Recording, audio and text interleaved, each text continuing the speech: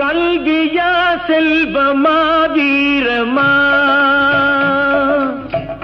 அன்னையா தந்தையா தெய்வமா, கல்வியா செல்வமா வீரமா, அன்னையா தந்தையா தெய்வமா, ஒன்றில்லாமல் மற்றொன்று உருவாகுமா, இதில் உயர்வென்றும் தாழ்வென்றும் பிரிவாகுமா, ஒன்றில்லாமல் மற்றொன்று உருவாகுமா, இதில் உயர்வென்றும் தாழ்வென்றும் பிரிவாகுமா, கல்வியா செல்வமா வீரமா.